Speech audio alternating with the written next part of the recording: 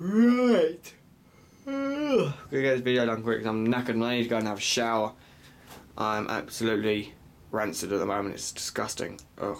Anyway, I've got bits. I'm gonna do a quick lathe update. Get this uploaded tonight. Not gonna get much time to work on it at the moment. I'm just preoccupied with fucking everything at the moment. Anyway, just been stripping bits off because I want to start getting stuff cleaned. This is disgusting. Nice close up on all this mankiness.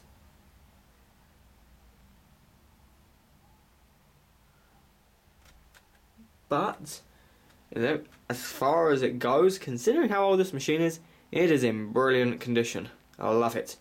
So, I think what I'm going to do for the moment is get some gunk degreaser, or just some degreaser, and then this bucket, fill it up with fucking degreaser, and dunk this stuff in and let it soak. I just really need to get this stuff cleaned. It is absolutely disgusting. Look at it. That's not how your machine should look. This has been painted. So like it's been previously painted several times. Originally, these things, when they came out from their casting, they had body filler put on them to fill in the crap casting, and then had on top of that the blue paint, which I found out was actually called what's it, smoke grey. British Standards smoke grey. You can tell it's British Standards because it's not actually grey, it's blue. And British being special people decided they were going to call it grey. So yeah, they're being a bit of a bell end. But anyway, yeah, it's all looking pretty good. I'm loving this little thing. It's so quirky. It's a little grease cup. But you're greasing it. How cute is that? You don't get nothing. They don't make nothing like this no more. It weighs an absolute fucking ton, but it always fucking work. That's the best thing about it. Then you got the lathe itself here in bits, but it looks a lot better. I have been using it. You see, it's all a bit swoof. Yummy. I need to get something to clean all that up with. Did a little bit of turning. I didn't tap that actually. Forced in a self-tapping bolt into it because I was practicing.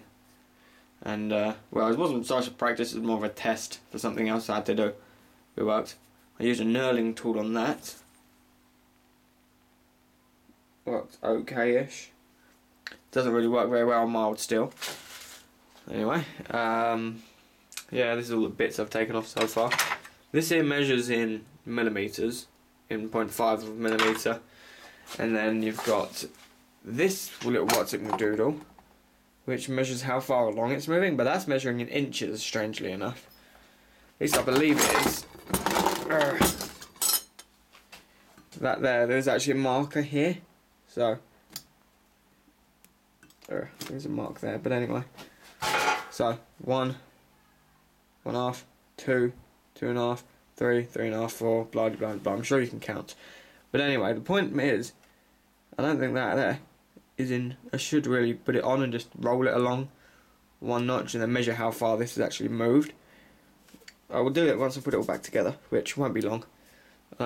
First, I'm just going to degrease the whole lot. I'm not going to bother painting it just yet. I just want to get it all degreased, cleaned and working. I'm not liking this green. This green is awful.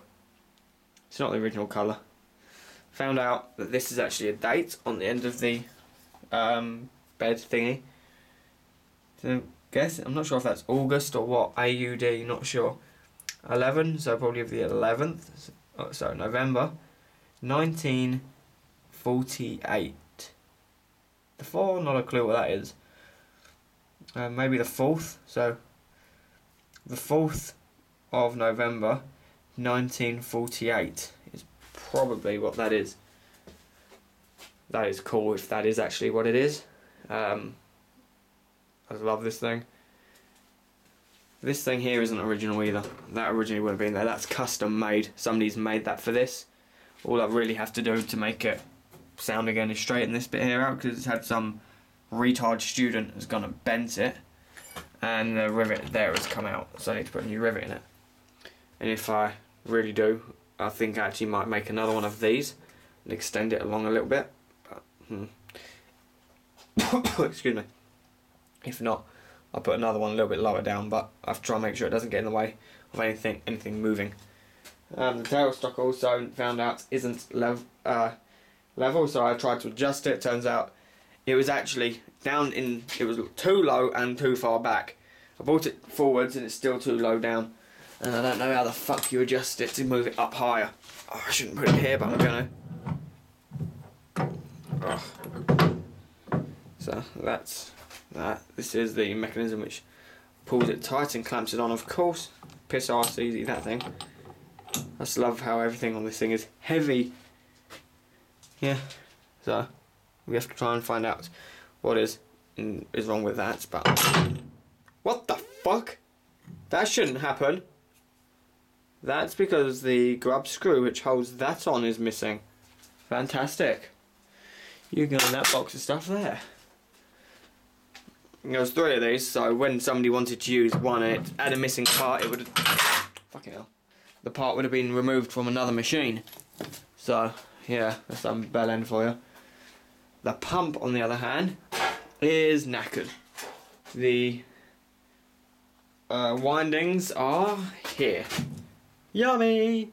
I tried a couple of times to get it to work. I wired it up, wouldn't do nothing. It didn't fuse, it was just open.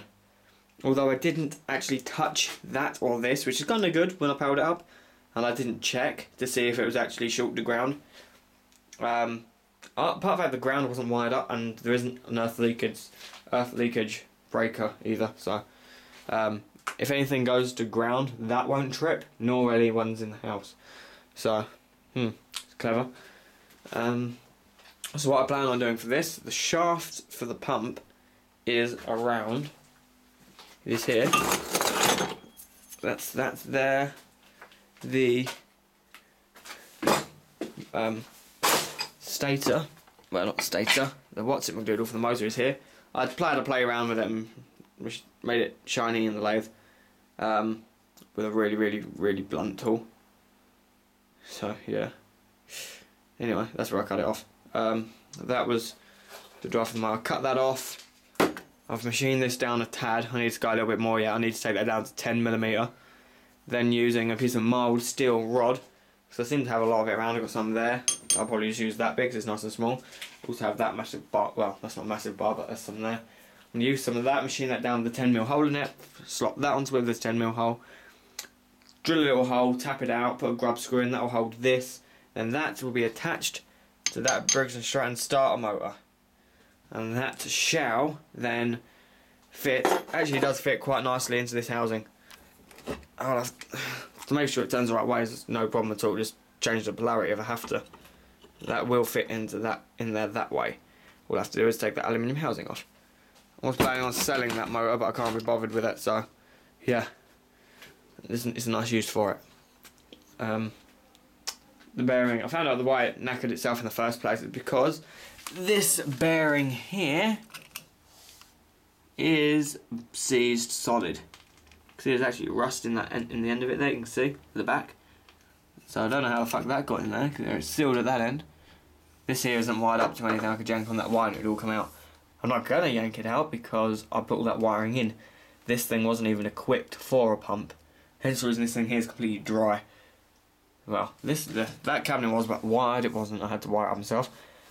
That there has been rewired again. Of course, this was 3-phase. The motor I took out of another lathe and put it in here.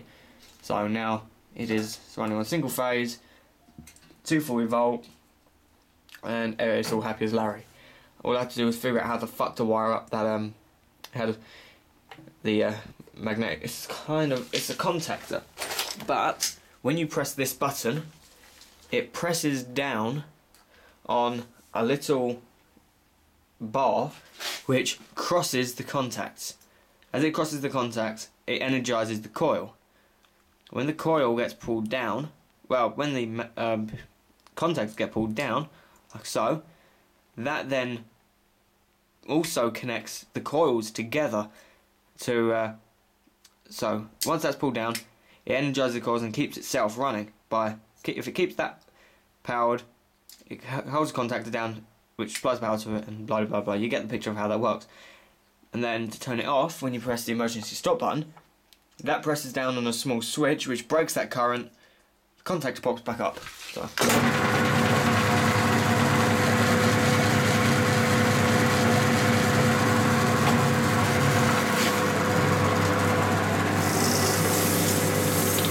Stop.